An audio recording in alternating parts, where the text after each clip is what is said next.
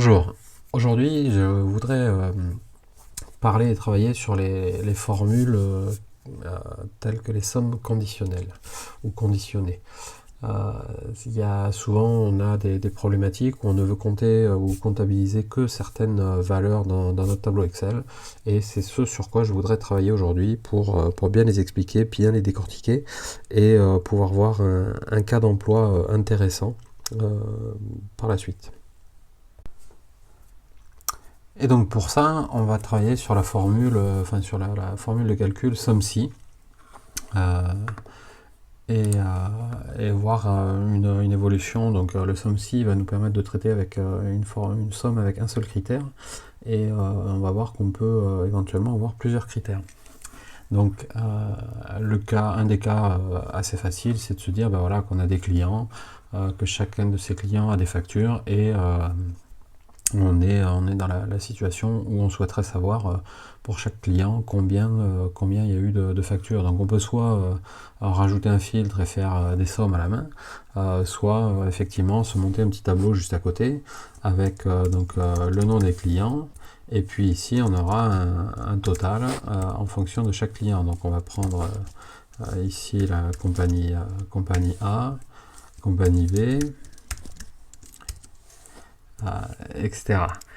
Et en fait, on va utiliser la formule qui est la formule, enfin une formule assez simple, qui est SOMIF.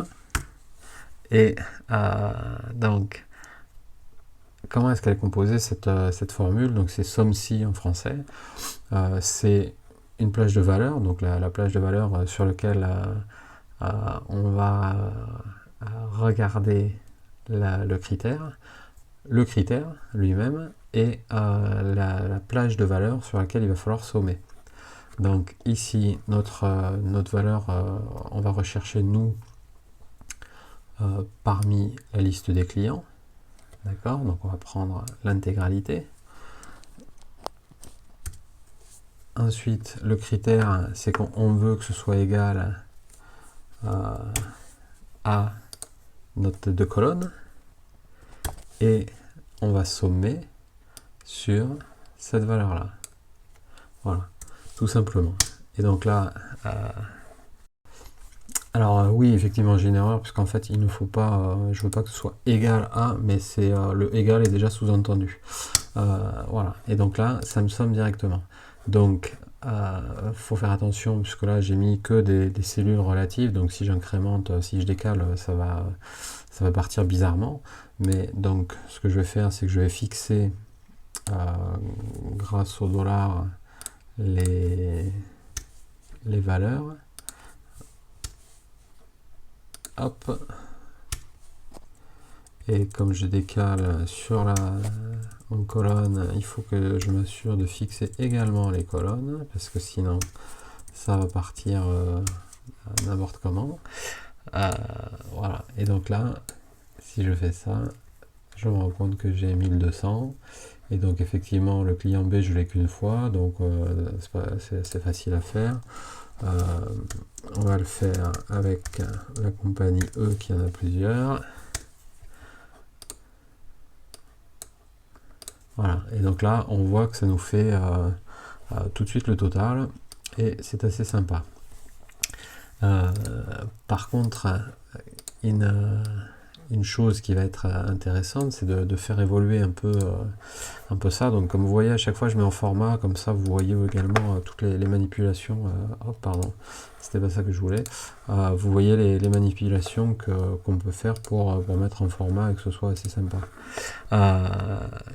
Donc ça c'est intéressant, mais on peut vouloir compléter un peu cette somme avec la notion de est-ce que le salarié, le client, la compagnie a effectivement payé ou pas cette facture. Donc on va rajouter ici un petit indicateur. Donc par exemple, un indicateur qui est sympa, c'est la checkbox. Et donc on va faire notre test avec la compagnie E qui a plusieurs factures. Et par contre, on va plus utiliser un SOMSI, mais on va utiliser un SOMSI au pluriel. Donc le SOMSI au pluriel, il a il a simplement plusieurs valeurs. Alors on va regarder comment il est fait. Voilà. Donc il y a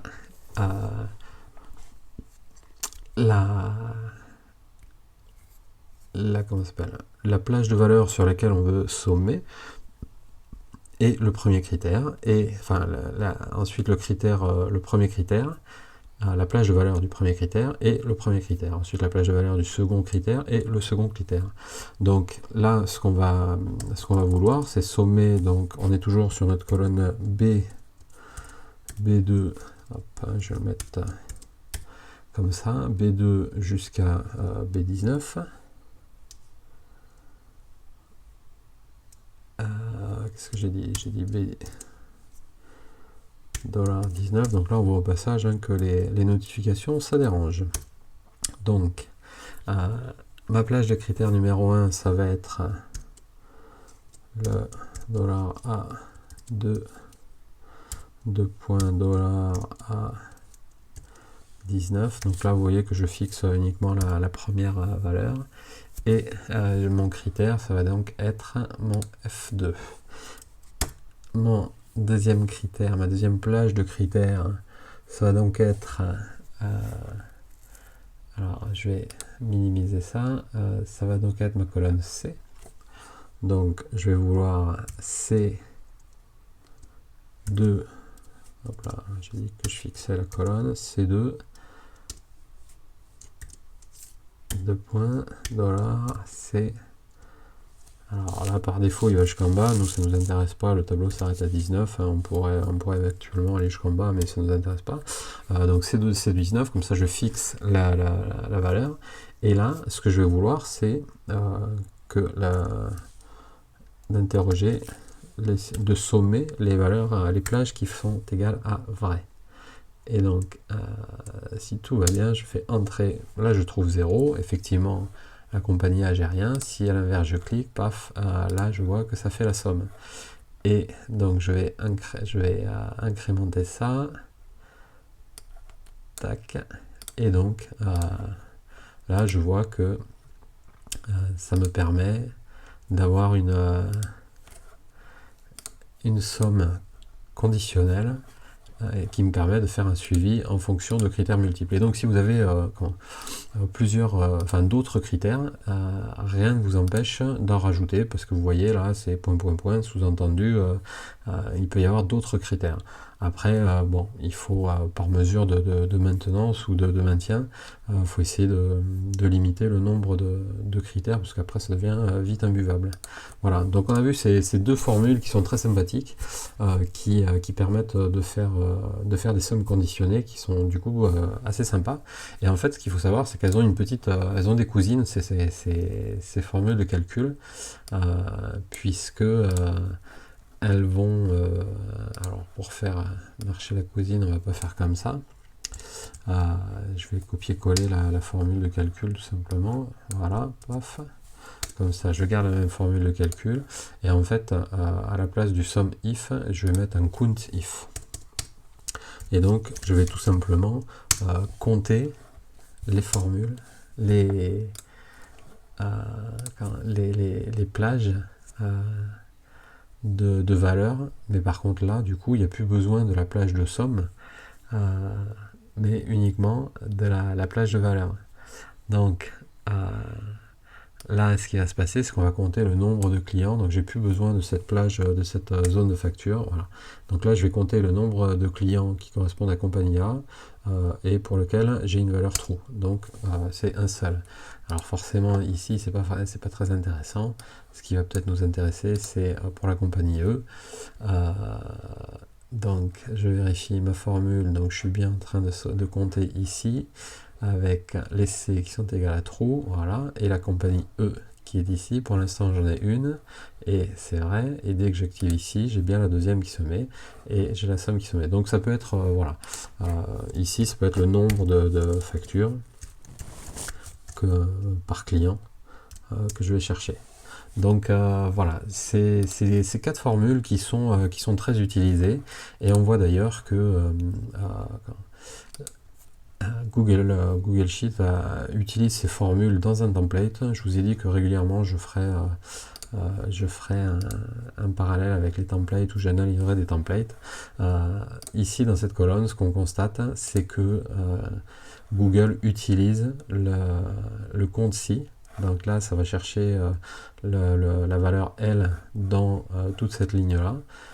L'avantage de ce compte-ci, compte F, enfin, ou SUMC, c'est qu'on peut utiliser soit des lignes, soit des colonnes pour faire la comptabilisation, soit carrément tout un tableau. Voilà, pour faire une forme matricielle. Voilà, c'est ce dont je voulais vous parler ce soir, au cours de cette vidéo. Et voilà, j'espère que cette vidéo vous a plu, j'espère que les explications sont claires et que vous voyez tout l'intérêt d'utiliser ces formules-là dans vos tableaux et dans votre quotidien. Je vous dis à très bientôt pour d'autres vidéos et d'autres formules de calcul.